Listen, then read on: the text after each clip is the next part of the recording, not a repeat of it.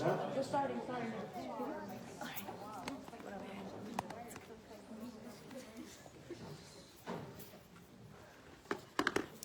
Assalamu alaikum everyone. Jazakumullah khair for coming out to the last week before Ramadan. I think Ramadan starts maybe next Friday night, inshallah. Yeah? No? Inshallah next Friday night or Saturday. We'll see how it goes. So, this halaqah is going to be a continuation of last week. It feels kind of weird because I'm used to two people up here for months now, and now I'm by myself. You can come up if you want. Yeah, come. I'll put a chair up for you. So, inshallah, we're going to just make this more interactive, inshallah. And a continuation of last week with a focus on forgiveness and salvation. Last week we touched on mercy a little bit, but now we want to really focus on forgiveness and salvation, inshallah. But before I get there, I want to talk about something that maybe isn't spoken about enough. And jazakallah for the sister that brought it up to me. Today makes 60 years since the passing of Malcolm X, rahimahullah. And Malcolm X, oftentimes, obviously, is not spoken about enough or in the right way, in the right light, in our media or in our textbooks growing up. However, he was the definition of sincerity. One thing to say about Malcolm X, rahimahullah, is he was sincere in every single moment, whether he was right or wrong. And you'll see that when his days in the Nation of Islam, that he was very sincere when he was part of that group, that movement. Even though maybe we'll say that it's not the correct Islam, it's not, whatever, it's not the correct ideology. The reality was he was always sincere in his pursuits of finding the truth. And one thing that I think is very important for us to mention with regards to sincerity is he became Muslim, or Sunni Muslim. He became a Sunni Muslim after performing Hajj. He went on the pilgrimage and he saw the way that Muslims acted, with each other. There was no discrimination. There was no, this person is better than that person on the basis of their color, their race, etc. And this was a problem that he saw in America, and unfortunately we still have this problem in America today. And one thing that I find very profound is he named Mount Arafat, and he said, Ya Allah, I swear to you, I'm going to fix the race problem. I'm going to end racism amongst the Muslim community in America. This is one of his last du'as that he ever made. And shortly after he was killed, and one thing that's very important to know about when he was killed, he specifically asked at that rally that he had, that event that he had, to not have armed security guards. He did not want there to be a shootout. He did not want he knew he was going to be assassinated. The FBI, the CIA were following him around forever. But he specifically asked, no, there's no need for more people to die. He made sure there was no armed security guards at that rally that he went to, that he had. And the minute his last words, many sources say his last words were Assalamu alaikum, because he was starting his talk. And then he was killed. So subhanAllah, Malcolm X, I think, is underappreciated amongst our Muslim communities. Not really talked about in our Muslim communities. And when he's talked about in American media and textbooks, he's often not shown in the proper light. He's treated like a militant, which he wasn't. He's treated like he was kind of understudied, not Martin Luther King. I think it's very important for us to learn about his life, and I recommend that all of you read the autobiography of Malcolm X. Very important book. I've read it, and if we can get past the first chapter, which is so deep as it in and of itself, about his upbringing, his life, what he had to go through, the KKK burning his house down, like the KKK killing his father. Like these are all things that happened in his life, right? And he wasn't just someone who propagated the black movement. It wasn't just about civil rights for him. He was one of the first people to talk about Palestine in American discourse. He was just all around very vocal and sincere about justice. And that's something that we as Muslims talk about, we don't really exemplify. Inshallah, is there anybody who wants to add on to that?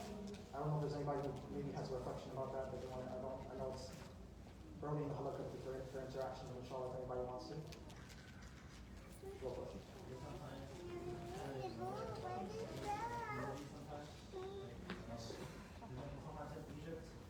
We just had this problem, and sometimes the Egyptians will play it out and they'll say, isn't that okay? Those are Pakistanis all shouting Barat. And so it's like, just because the Pakistanis are good, it's like somehow not correct. It's viewed as inferior, like beneath. But even though it's so familiar, something that's a practice. Because it's also in Pakistan, they sometimes, and then small that verbiage that you use, like one culture, one background. I don't want to stereotype it as if it's the entire culture that's doing this. But you might see people of certain cultures and backgrounds saying, isn't that a fill in the blank ethnicity thing?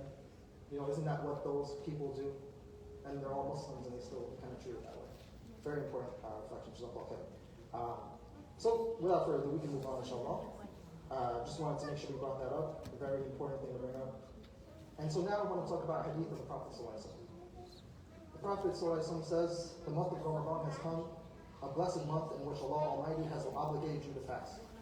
In it, the gates of the heavens are open, the gates of hellfire are closed, the devils are chained, and in it is a night that is better than 1,000 months.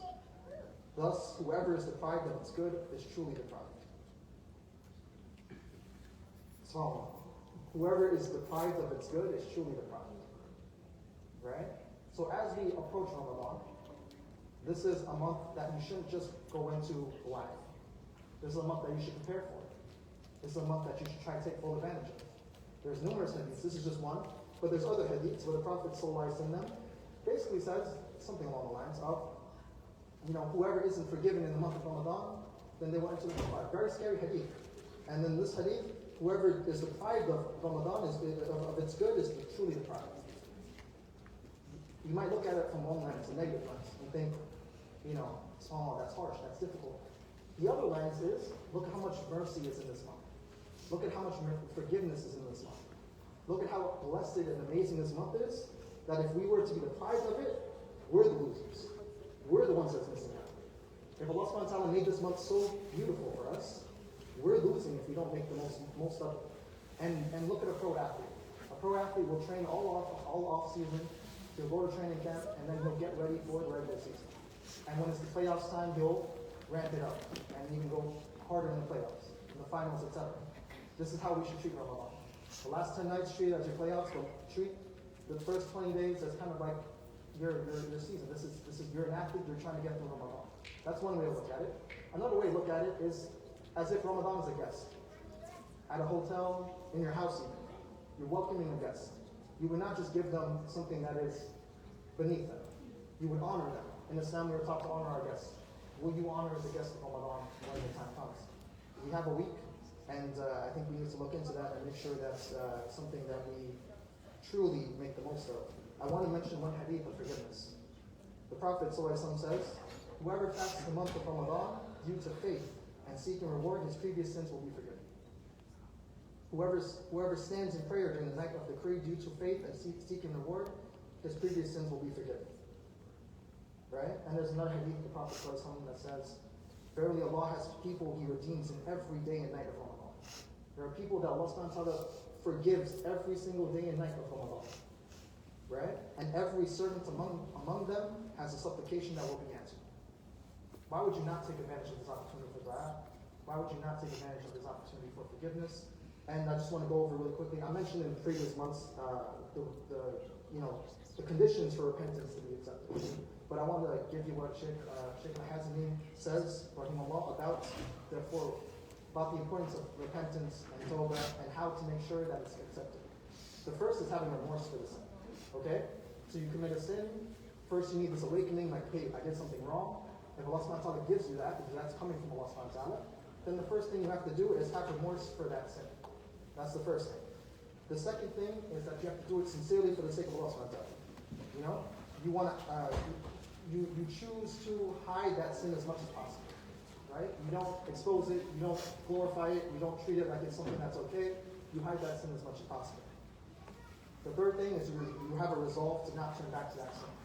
You have a resolve to not seek after that sin again. If you go back to it in the future, that's not something that we're really thinking about right now. Right now you're saying, Ya Allah, I don't want to go back. Ya Allah, I made this mistake. I don't want to make this mistake again.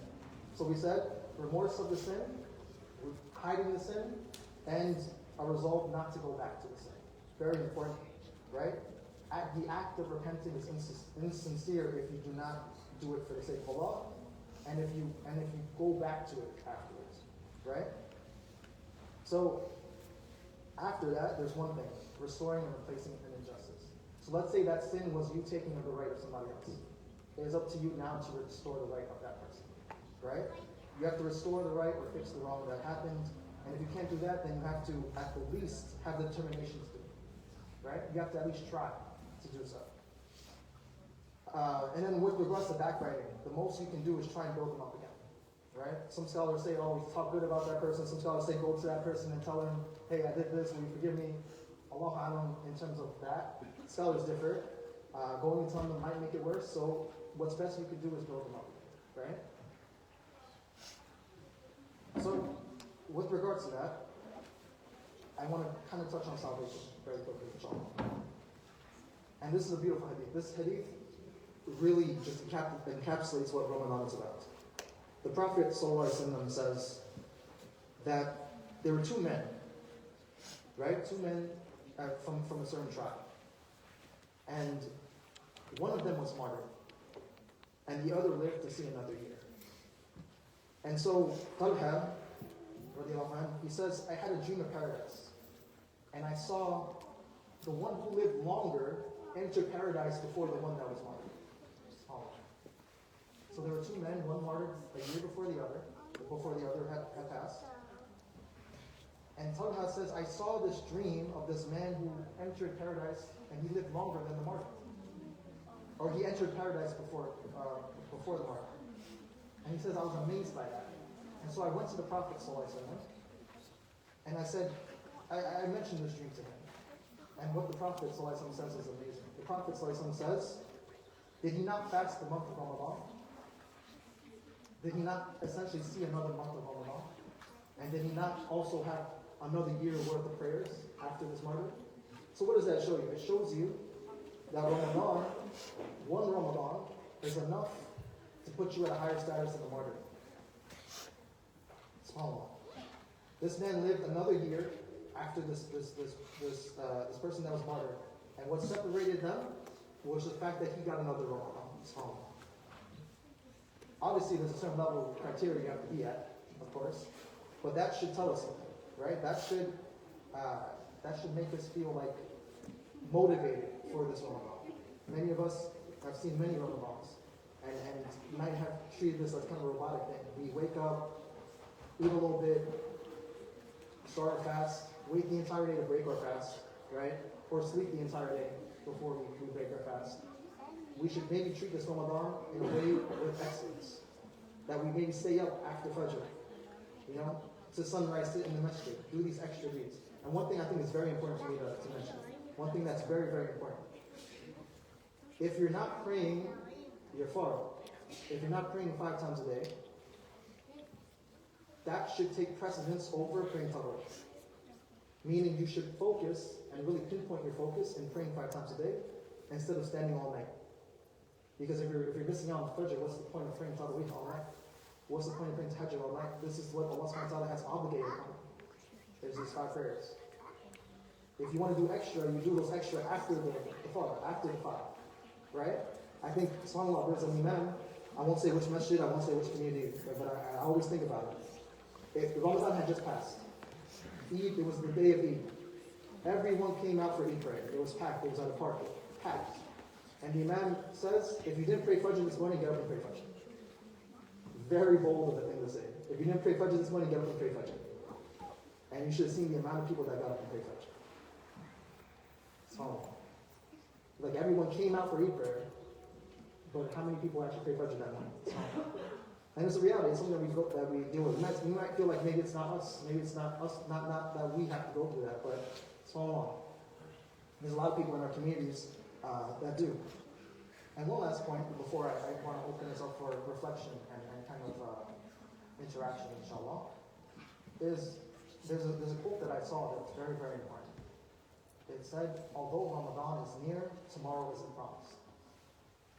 Although Ramadan is near, tomorrow isn't promised. And this is like a massive wake-up call, right? Because subhanAllah, we all think about, I'll get right in Ramadan. I'll fix up in Ramadan. I'll break these bad habits in Ramadan. I'll grow in my deen during Ramadan.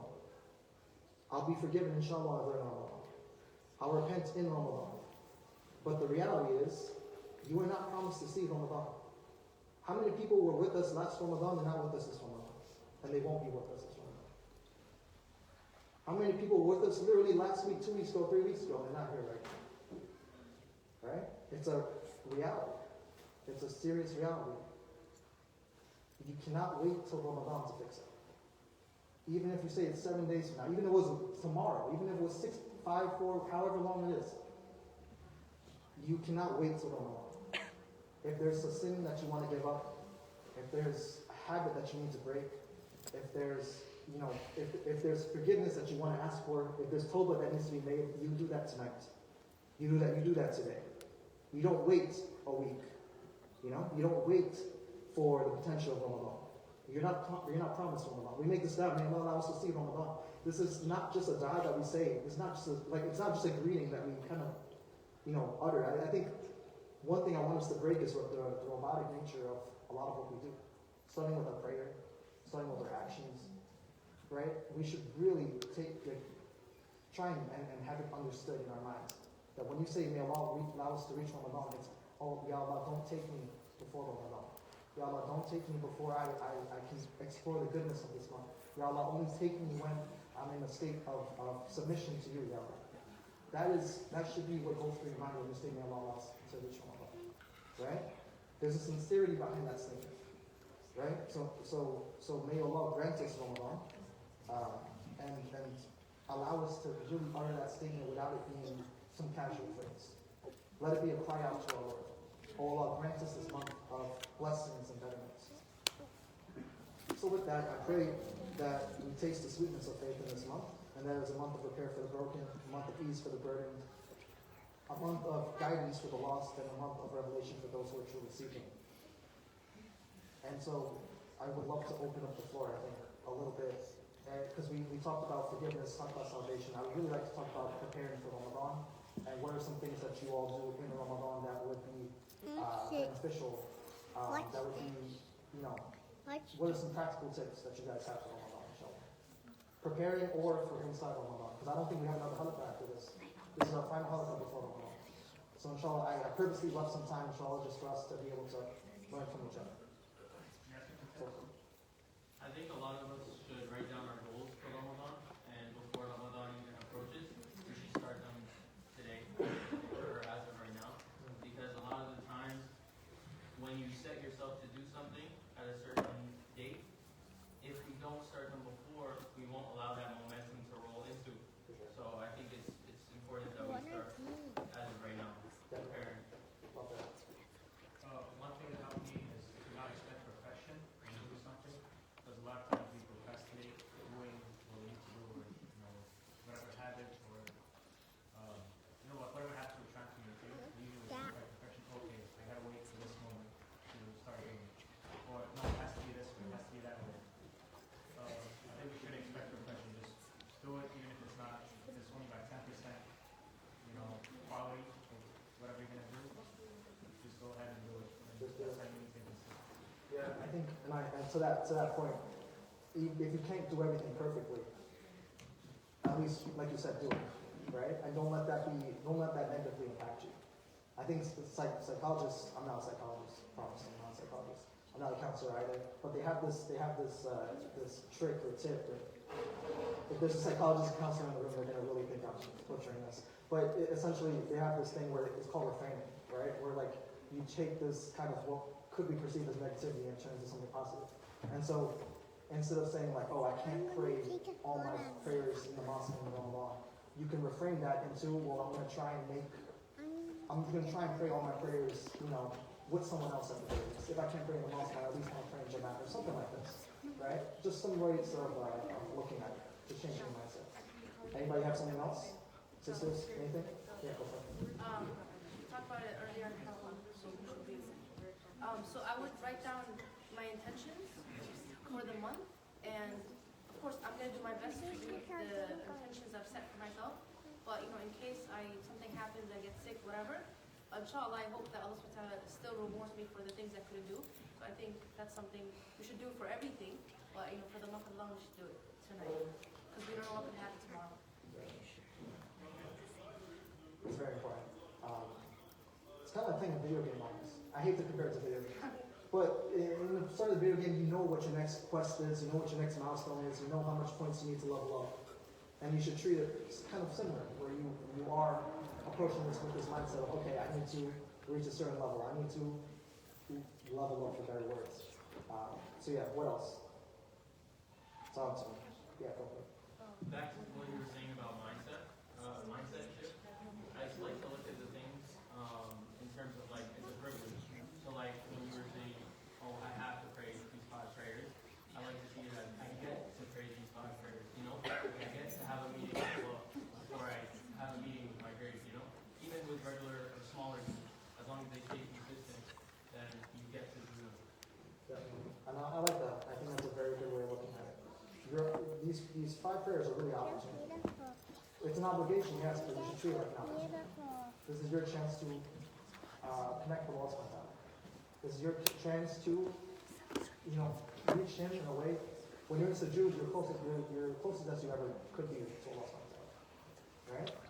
There's some narrations that say when you're in sujood, your sins fall off your back. Right? There's some narrations that say when you make wudu, your sins are being washed away. Right? So this is something we should think about. Something that we should definitely keep in mind. So yeah, anything else? Go for it. You want to have something that you're not going to stop doing, no matter what, you're on, so that if you don't do it, you make sure you do it before you do anything else. First of all, it's your obligation, of course. And I think most people, they really don't take consideration this obligation. If you know it's done, it is so much more important to do this than anything else. Like, if you know that certain prayers, they turn out a reward. And we think that's so much. But the obligation is more beloved to Allah than the sunnah. So if this sunnah action gets this many views, then your fun is getting more than that. So make sure you do all your obligations, and secondly, make one habit that you keep the rest of them alone. So for example, if I want to finish the Quran in a month, I will simply, every single day, I will read 100. And if I don't do that, I won't do anything other than a good deed. I will just do one thing. And if I do that, then I do something else. Right. So I think part of that is some principle, which are principle and realistic. It's good to have lofty goals, but sometimes you need to be kind of realistic with yourself. Like maybe I can't pray Tarawih every night in the masjid. I have work, I have obligations, I have things to do. But you set those real standards for yourself. I'm just gonna, what I do, I'm gonna make sure I do it with excellence. Alright? So yeah. Anything else? Keep them coming. Practical tips or tricks or your gym routine. At another talk, someone recommended to make a lot to be content with little things. I think there was a specific dua, but I couldn't find it. But if you're going to be doing, obviously, first do the farm like you said, but if you're going to be staying up for 7 weeks and then you have a full-time job, make it be easy for you. Oh, make dua for little sleep. Well, to be content. To be content with little sleep. Oh, that's interesting. I've never heard that, but I do think that's. I can see the benefit, especially in the last 10 nights. If you really want to get it done, yeah. Yeah. I don't know if you mentioned this, but the brother brought up Quran. So a lot of times we're told you have to use the whole Quran, but if you're not someone who does that throughout the year, Sheikh Bedouin said it in one of her classes. You're gonna set yourself for failure if you're gonna say I'm gonna read the whole Quran and then when you're not catching up with your pages, you're gonna feel discouraged and then stop. So maybe, like you said, setting realistic goals, like maybe a page a day or whatever. Every time, every salah, I can read something, or during Tarawih, anything. But just being realistic because you're gonna discourage yourself and then you're gonna stop. Right. So, Yeah. Don't let the faith highs kind of delude you. Right? You might feel good the first 7 days of Ramadan. That doesn't mean you're gonna feel good the next 7 days. Right? It doesn't mean you're gonna keep to the same pace. You want to do something consistent. And that shows you kind of the wisdom in the prophets or something that to do good deeds even if they're little. Can do consistently do good deeds even if they're little ones. Right? You don't need to become overnight a chef for you don't need to all of a sudden be like the best in tasawwuf and like in the masjid all night at the calf. You don't have to do that. It's good to do, but I'm not saying it's not good to do. But if you haven't done this before, maybe set some pace yourself. I think it's important. Go for it. I think one thing that we've been seeing from the Ramadan is also gratitude during iftar. I guess there's a hadith that says, "As-sa'im bil-kafir bis-sawm." So the one who eats with gratitude is the same one as the one who prays with fast and patience. Right. have gratitude. To have gratitude when you eat is as if you're is on the same level as someone who's patient. No, it's not the That- same. No. Which It's the comparison. oh, the comparison. It doesn't mean that it's the same. Right, exactly. Is that okay? Yes. Yeah. I was inspired by like what I'm about to say by a sister. She said in the sister's Quran, while you're doing a to-do list, do a what not to do list as well. So like like listening music or like whatever the case. Right. No, that's something I didn't think about. What not to do list. Like I'm leaving this behind before Ramadan type of thing. Maybe you should do that tonight though. Yeah. Like I said, you're not promised Ramadan, so tonight start what not to do. Go for it. One thing that I started doing recently was like volunteering regularly again, which was something that I really wanted to like make a goal to do during Ramadan. So I like in order to prepare to get into the habit, I started doing it like earlier. And then also like I set my Quran classes up for 6 a.m. and then I like pray Fajr right before or right after. So and it helps me start the day like feeling better and blessed and like like I can get through the day gracefully. Yeah, I like that. And then I think part of like good deeds, like volunteering or stuff like that, it's important to kind of not to use the finances, like diversify your portfolio a little bit. You know what I mean? Like you want to invest your good deeds into different areas, right? You don't need to all put it in one place. So you want to make sure you take advantage of other good deeds, whether it be feeding people or volunteering and stuff like this. Go for it. I have a question about sleep.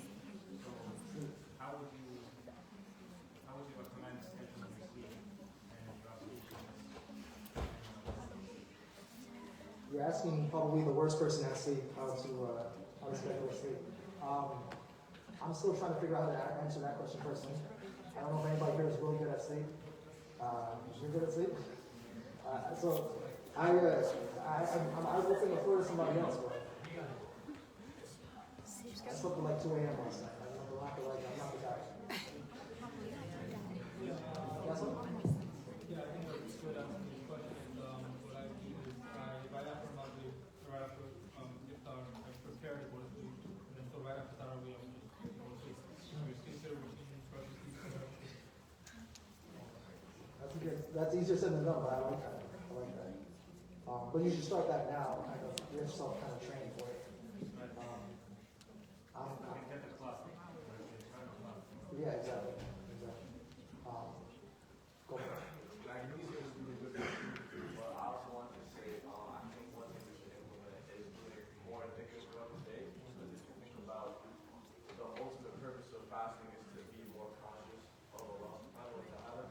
And the Prophet sallallahu alaihi wasallam, that was his character. He was probably the most mindful man ever to walk on the earth because he had to go after every single thing he did. He had to go after putting his pants on, he had to go after eating, he had to go after buying new clothes. So things like that keep us grounded and keep us in the presence of Allah are extremely important when it comes to Ramadan and making the most of the fasting state. I love that. Yeah, just consciously, just be reminded of Allah subhanahu wa ta'ala all the time. Very important. You have something?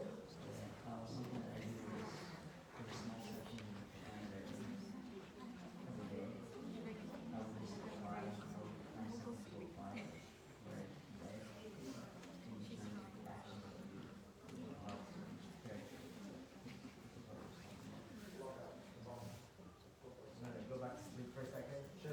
Just naps where it'll depend on your schedule, but naps where you can throughout the day, picking where, when you want to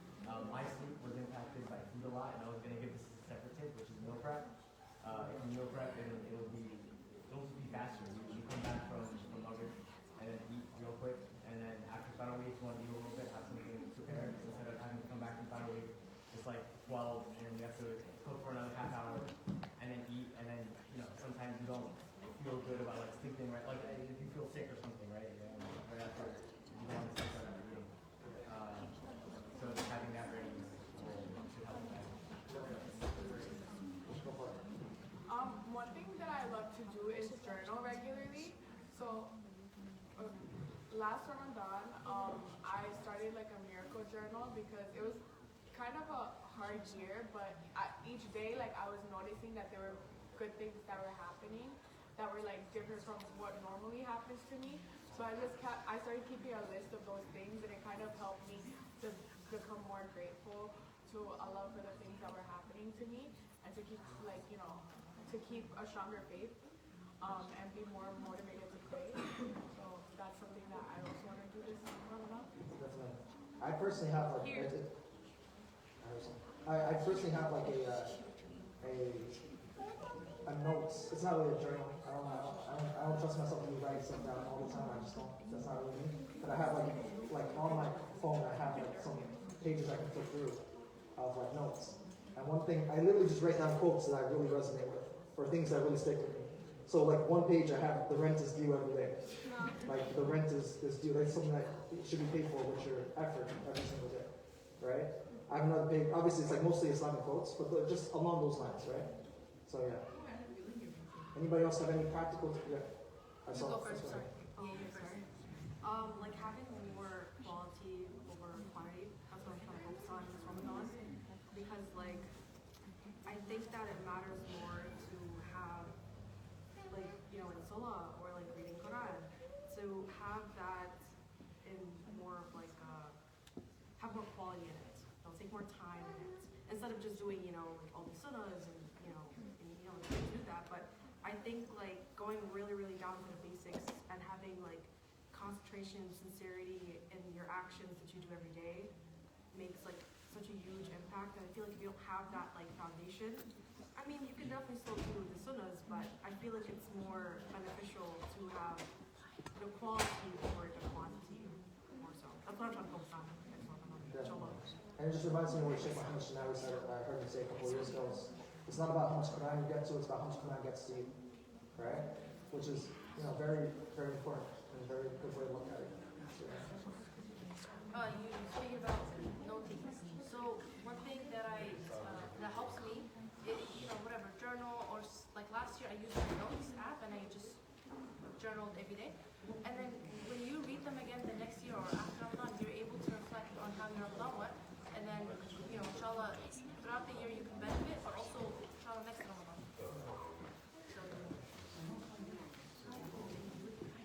What else we got?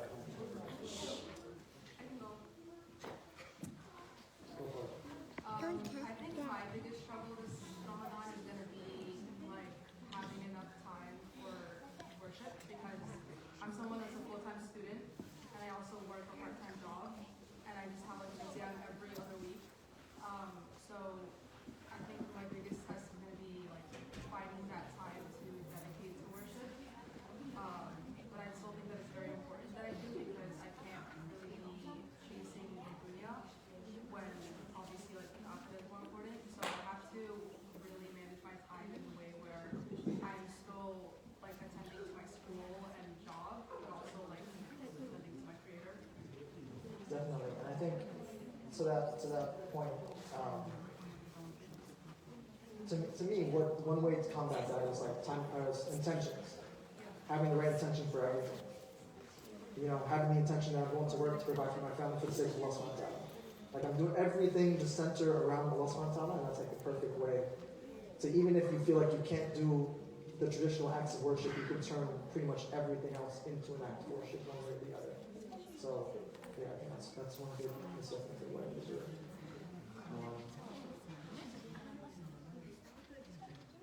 I hear lots of talking. Maybe you want to share it out loud. Mohammed, you got something for me?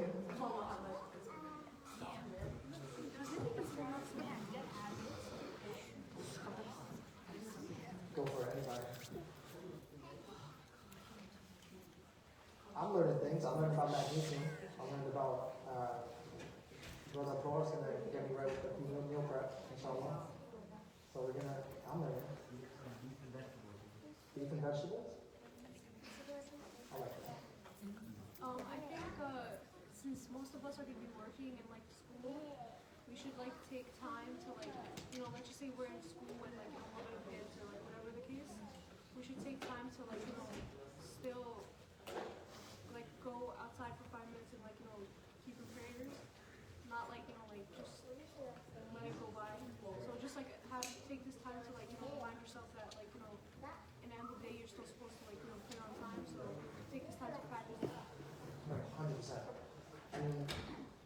this came to mind. But with regards to dua, obviously we can make dua at any time, right? We know we can make dua at any time. However, in Ramadan, that might be a time for us to strengthen the amount of times we make dua and really call out to Allah subhanahu wa ta'ala in that blessed month. I want to bring up a hadith of the Prophet because when I heard this, I've always looked at this hadith one way. It's a hadith where the Prophet says, ask Allah for anything, even your shoelace when it breaks. Beautiful hadith. But I've only ever looked at that one way. I've only ever looked at that as I can ask Allah for everything. As for my smallest, most slightest inconveniences, I can ask Allah for everything. Until a brother, he broke it down differently for me. He said, what if another way of looking at that hadith is that you find every single excuse as a reason to raise your hands to Allah.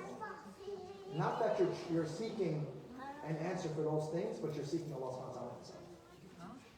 You're seeking a connection with Allah subhanahu wa ta'ala that you've never had before. So your shoelace breaks and all of a sudden, Ya Allah, please help me. But you're asking not because you want something, but because you want Allah subhanahu wa ta'ala. It's just a whole nother level of worship. A whole nother level of faith. May Allah allow us to reach it. Where your inconveniences, your issues in life, your problems in life, you no longer just go to Allah as if it's a transactional relationship. You're going to Allah subhanahu wa ta'ala because you want to go to your Lord. Because you feel empty without your Lord subhanahu wa ta'ala. Because without that connection you'd be lost, you'd be empty, you'd feel misguided. You want to be, seeking Allah subhanahu wa ta'ala every single moment. And when I heard it that way, I never could look at that hadith the same again. I've only ever had tunnel vision looking at that hadith. Ask Allah for anything. Allah will answer everything. I was never looking at it as ask Allah for anything so that you may, get Him as the final results. Very important, very beautiful way of looking at things. Anything else y'all would like to share? Go for it. A tip that I would suggest for people that might be struggling with music would be to create a playlist from now of things that they could watch. The sisters were talking about series from Omar Suleiman, things like that. There's one of his series that I like. It's called The Beloved of the Beloved, or something like that. It talks about it's about the companions of the Prophet, the Sahaba, and it's very nice. So maybe you guys can start stacking up what videos you want to watch, lectures, and all of those kinds of things. For a second, I thought almost like to go Holocaust series. But that's a very good idea. So replace music with something better, right? To put together a playlist or whatever it is, a nasheed or whatever it is, series, lectures, whatever preoccupies and keeps you away from haram. And then you can do that with anything, really. Find ways to engage your time better, right? You know that you're prone to falling into a certain sin when you have free time. Well, fill your time with something else. Schedule your day, right? That's very, very important. I'm not sure how long I should go. 5? Okay, we got 5. I heard reports, the split for the hadith where holding on to the religion will be like holding on to a piece of rock. So when you hold on, you think about it, holding on to a piece of rock, it's not necessarily something you're gonna love. But you have the option to let it go. It's not the solution isn't to do reluctantly because you're just crafted by everything else. The solution is to love it. Actually, I see more value in holding this piece of rock than doing anything else. So when you do your acts of worship or when you do being acts of worship that you have, you train yourself to love it. You may fake it till you make it, but you have to train yourself to actually love it. So when you wake up with tahajjud, when you read the Quran, you actually see it as something more value to you and something more value to anything else. And I think it's important to also realize that we're not robots, right? You might just want to have a perfect Ramadan where every day it feels like a movie and you're reconnecting with Allah every single day and you're just perfect. You're not going to have those days every day. There's going to be some days you wake up, you're going to be like, bro, I don't want to get out of bed. You're going to have some days where you're like, I don't want to go to the way. You're going to have some days where you're like, I don't want to stay up tonight to pray tahajjud. You're going to have those days. We're not robots. I think we try and treat ourselves like robots too often and hold ourselves to standards that may be unattainable, right? For example, and I heard a sheikh give this example. He says, you give up music. You finally are able to defeat music. When you go into that store or that grocery store or whatever, and you hear music playing, are you going to pretend like the music isn't playing?